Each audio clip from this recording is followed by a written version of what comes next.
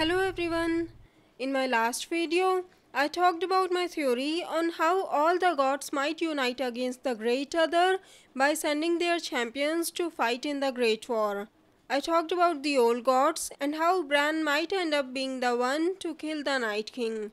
In this video, I'll talk about the fate of the Seven, aka the new gods, and who their champion can be. I'll also post the next part of this video with another god and their champion and the top 10 loved characters video soon. Make sure to subscribe this channel and also click on the bell next to it so that you won't miss it. The new gods, also known as the Faith of the Seven or the Faith or just the Seven, originated in Andalus, where it is believed that the Seven walked there in human forms. It is said that the Father brought down the 7 stars from heaven to form the crown of Hugo of the Hill, who was the first Andal king. The maid brought forth a girl as supple as willow, with eyes like deep blue pools, that Hugo took as his first wife. The mother made her fertile, and she bore him 44 sons, as foretold by the crone. The warrior gave each son strength of arms, and the smith wrought each a suit of iron plate. The 7 promised him and his descendants great kingdoms in a foreign land. When the Andal invaded Westeros, they brought their faith with them, and slowly they replaced the old gods in the south. Now, the 7 are worshipped in all of Westeros except the north and the Iron Islands. When Aegon the Conqueror invaded Westeros, he adopted the 7 to gain the support of High Septon, which would explain the 7-pointed star in Dany's vision, but I'll come to that later.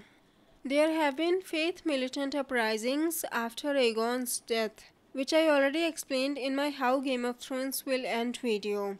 I'll post the link to that in the end of this video. Anyways, members of the faith worship the 7 who are one, a single deity with 7 aspects or faces, each presenting a different virtue. They consist of mother, father, maiden, crone, warrior, and stranger. Mother represents motherhood and nurturing. She is prayed to for fertility or compassion or mercy. Father represents judgment. He is prayed to for justice.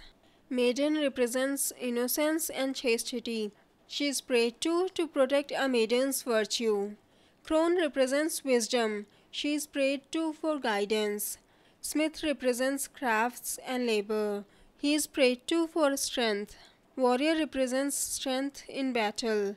He is prayed to for courage and victory. Stranger represents death and the unknown. Worshippers rarely seek favor from the stranger. For those who are less educated in Westeros, they think there are 7 gods. I'll read a couple of lines Septon Merrybald said to Brienne in the books. 1 god with 7 aspects. That's so, my lady, and you are right to point it out. But the mystery of the 7 who are one is not easy for simple folk to grasp, and I am nothing if not simple, so I speak of 7 gods. The 7 don't seem as powerful as the old gods. In the books, Sam himself says that the 7 have never answered his prayers, but with werewolves, he feels the old gods watching him.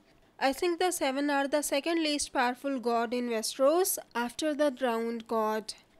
As for who their champion is, at first I thought it was Sansa. If that was the case, it would make all the remaining Starks champions of the 4 main gods. She has prayed constantly to the 7 when she was in King's Landing, and she has survived so far. Gentle Mother, font of mercy, save our sons from war, we pray. But the more I thought about it, I changed my mind. I think there are 2 options for the champion here. The first one is Davos.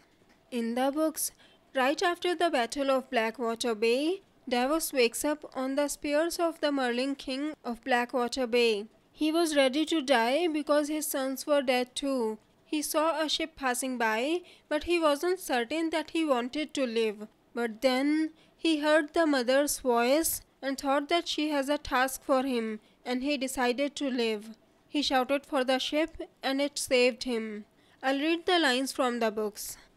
Mother, have mercy, Davos prayed. Save me, gentle mother, save us all. My luck is gone, and my sons. He was weeping freely now, salt tears streaming down his cheeks. The fire took it all, the fire.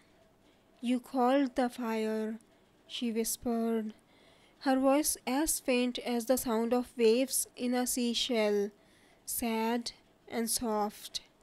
You burned us, burned us, burned us. It was her, Davos cried. Mother, don't forsake us. It was her who burned you, the Red Woman, Melisandre. Her. After this conversation, Davos realizes that he has to live because he has something to do. He thinks that the mother has saved him because she has a task for him. I know what you are thinking. You probably think that Davos was dying of thirst and hunger, and he might have imagined it because of his guilt. That's definitely possible too. But in the books, not only there were ships burning with wildfire, Tyrion has also raised a heavy chain to keep the ships from fleeing, and despite all of that, Davos found himself alive on a rock. The spears were a very dangerous place for the ships, and if by chance the ship who sailed by was Joffrey's, he would have died too. It was very lucky that the ship turned out to be Salador San's. I was in the battle at Blackwater. I was a captain and a knight. Aye, sir. And serving which king? The one true king of Westeros, Stannis Baratheon. Davos survived the impossible. Remember how he thinks that her voice sounded weak? It goes with my theory that the Seven aren't very powerful, or they are growing weaker. The second option for their champion is Daenerys Targaryen. I know you might be thinking that Dany should be the Lord of Light's champion because so many red priests are flocking over to her, calling her Azor Ahai or the prince that was promised. But as I said in my Who is the Prince That Was Promised video, I think Daenerys is the prince that was promised, but she is not Azor Ahai. Many people think that Azor Ahai and the prince that was promised are the same, but I think they are two different prophecies for two different people. This prophecy came from Old Valyria, whereas Azor Ahai's prophecy came from Ashai. I'll discuss Azor Ahai in my next video. The reason I think Dany is the Seventh champion is because she has shown all the 7 aspects of the new gods. She has shown mercy to those who chose to follow her, and she showed mercy to the women who were being raped by Khal Drogo's Khalasar. She has also shown fathers justice.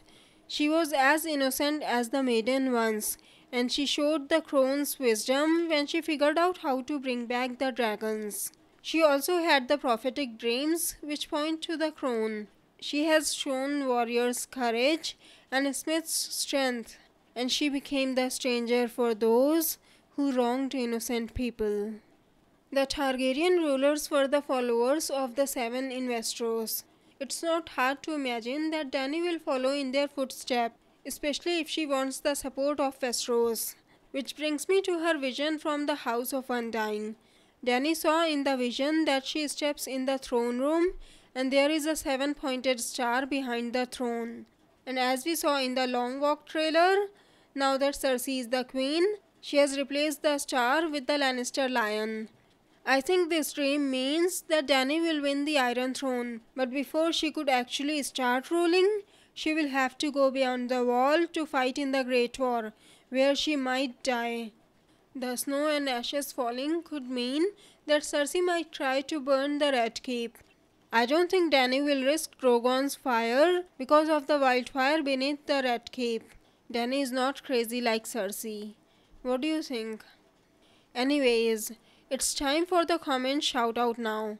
Today's comment shoutout goes to Jason Drews, who said, I believe the showrunners made sure to demonstrate that Targaryen offsprings were not a product of incest, do not always take the dominant platinum here. We see that when Dany goes to retrieve her babies from Pyat in the House of Undying, where she meets with Drogo and their son Rhaego. They clearly depicted Rhaego taking his father's Dothraki traits, not Targaryen. R plus L equals J. It is known. I completely agree with you, Jason. R plus L equals J is true. It is known. So, what do you think of these theories? Who do you think is the champion of the seven? Dany, Davos, or Sansa? Don't forget to tell us your thoughts in the comments.